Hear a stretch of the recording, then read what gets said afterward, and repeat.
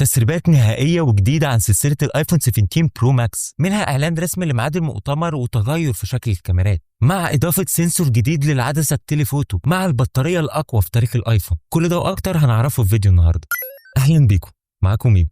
ابل كلها كام يوم وتعلن عن سلسله ايفون 17 برو. لو لاحظنا في الانفيتيشن بتاعت ابل للاعلان عن المؤتمر هتلاقي اللوجو بتاع ابل منور بلونين الازرق والبرتقاني، وده بنسبه كبيره بياكد لنا الالوان اللي اتسربت عن سلسله ايفون 17 برو وبرو ماكس، واللي كانت الوانه اللي اتسربت اللون الاسود والرمادي والابيض مع اللونين الجداد الازرق والبرتقاني. اللون البرتقاني ده انا حاسه قوي كده وغريب، مش عاجبني بصراحه، وجايز ابل تعمله بدرجه لون مختلفه شويه عن درجه اللون اللي انتوا شايفينها قدامكم، يعني ممكن تكون احسن من كده، لكن اللون الازرق الغامق ده هو بالنسبه لي كويس. في تسريب كده كان طلع من فتره ان ابل ممكن تعمل لون الليكويد جلاس باللون الابيض، بحيث ان الايفون لما الاضاءه تيجي عليه يتغير لونه، يعني تحس ان هو حاجه من روح الليكويد جلاس كده. هو مجرد تسريب واحنا مش عارفين هيكون حقيقي ولا لا. كمان اتسرب صوره لشخص من جوه ابل وهو بيجرب ال 17 برو وبرو ماكس، وكان حواليه حراسه بس الناس قدرت تصور الايفون، واتضح من شكل التليفون اللي الشخص ده ماسكه ان التسريبات بتاعت الايفون 17 برو وبرو ماكس حقيقيه، وده اكيد بسبب شكل الكاميرات اللي ظهر في الصوره. التغير اللي حصل لاول مره من ايام اعلان ايفون 11 برو، لاول مره بار الكاميرات هيكون شكله مختلف تماما عن السلسله. الفلاش واللايدر اتحدفوا يمين خالص والكاميرات لسه ثابتين زي ما هم. بس ليه ابل عملت التغير ده وايه الاستفاده من الحركه دي؟ خليني قبل ما اقول لك ليه ابل هتعمل كده تعال اقول لك حاجه غريبه ابل هتعملها في الايفون 17 برو وبرو ماكس. لاول مره من فتره كبيره ابل هتعلن عن سلسله ايفون 17 برو وبرو ماكس وهيكونوا من الالومنيوم، بعد تجربه التيتانيوم لسنين كتير وان هو الاحسن والاشيك والاقوى.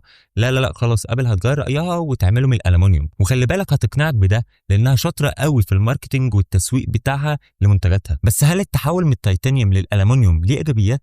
اكيد ليه ايجابيات. اول حاجه الموبايل هيكون وزنه اخف. تاني حاجه والغريبه ان ابل هتعمل يوني بادي الومنيوم للجهاز كله، يعني مفيش فواصل بين الفريم وظهر الموبايل. الفئات القديمه ابل كانت بتعمل الفريم بس من التيتانيوم والظهر من الازاز، فبالتالي لما تيجي تحط الاثنين على بعض بيحصل فرق طفيف وخفيف وصغير جدا بين الظهر الازاز والفريم التيتانيوم، فكان ممكن مع الوقت تلاقي تراب على الحواف دي، الفواصل بين الازاز والفريم. دلوقتي مع سلسله ايفون 17 برو برو ماكس مش هيحصل الكلام ده.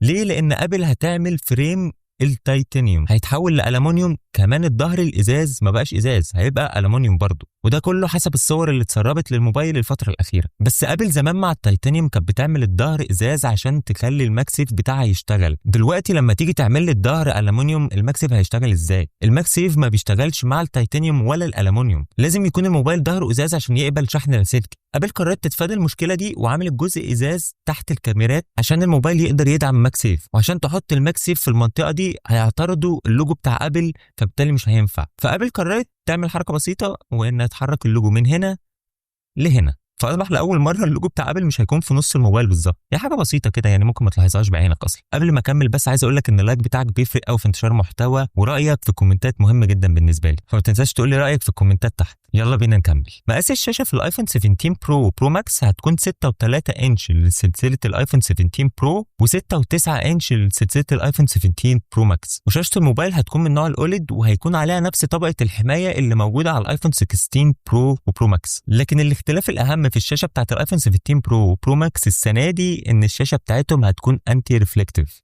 يعني شاشه مضاده للانعكاسات والضوء في اضاءه الشمس. واخيرا الميزه دي اتحطت في الايفون، ده طبعا حسب كلام التسريبات.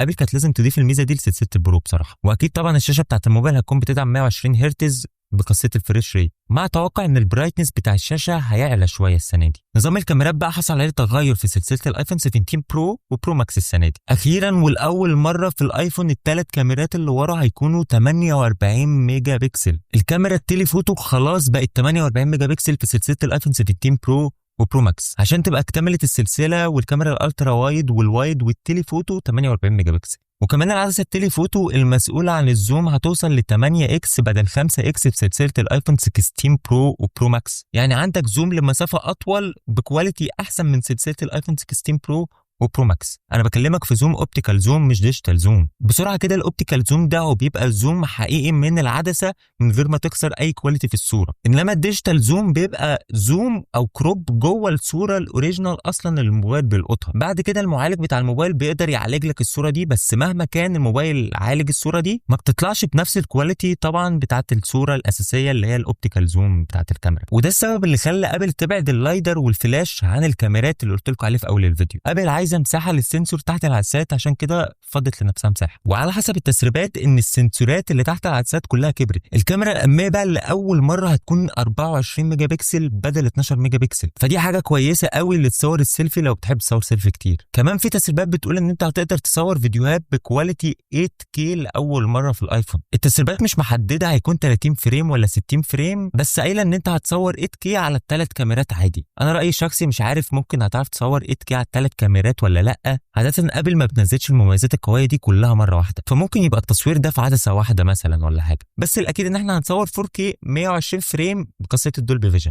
والاول مره في الايفون ممكن تقدر تصور بالكاميرا الاماميه والخلفيه مع بعض. ابل بقى هتضيف معالج الاي 19 برو لسلسله الايفون 17 برو وبرو ماكس، والتسريبات بتقول ان المعالج ده هيكون من شركه TSM2 مع التعاون مع ابل، واكيد زي كل سنه هيكون اقوى من الجيل اللي قبله، واحتمال يحصل زياده في السي بي يو والجي بي يو 25% عن الجيل اللي فات. كمان في احتمال ان الرامات تزيد توصل ل 12 جيجا رام مع المعالج الاي 19 برو، ودي حاجه هتفيدك لو انت فاتح كذا ابلكيشن او تطبيق على الموبايل ما يهنكش معاك بسهوله. مساحه الموبايل بقى هتكون اخرها 1 تيرا، مش هنشوف ال 2 تيرا في سلسله الايفون 17 برو وبرو ماكس السنه دي. كمان في احتماليه ان ابل تبدا المساحه من 256 بدل 128 زي كل سنه. كمان ابل هتضيف كولينج سيستم جديد او نظام تبريد جديد للايفون، وده نظام تبريد هيكون اسمه فيبر شامبر، هيكون عباره عن مربع تبريد او غرفه تبريد جوه الموبايل هتساعد الموبايل ان هو ما يسخنش بسهوله. واكيد طبعا كل ده بيصب في مصلحه ايه؟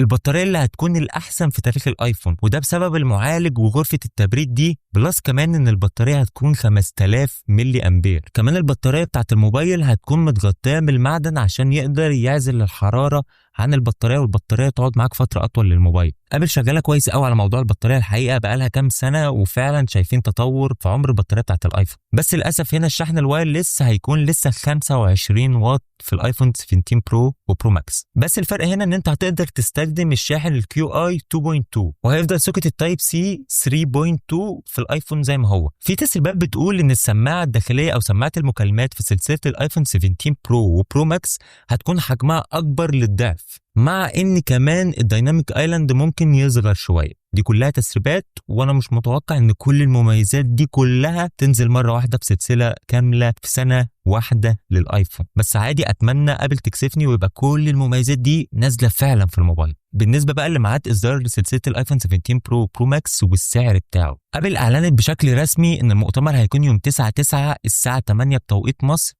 والساعة 9 بتوقيت أبو ظبي، ويوم الجمعة اللي بعد المؤتمر هيكون يوم 12/9. هتقدر ساعتها تعمل بري اوردر أو طلب مسبق لسلسلة الآيفون 17 عادي، وتستلمه بعدها بأسبوع يوم 19/9. بالنسبة بقى للسعر لسلسلة الآيفون 17 برو ماكس، ففي تسريبات بتقول إن ممكن سعره يزيد $50، يعني تقدر تقول إن هو هيبتدي ب $1249 بدل 1199. ما تنساش تقول لي رأيك في الكومنتات تحت، واللايك والشير والسبسكرايب الجمال بتوعك يا صديقي.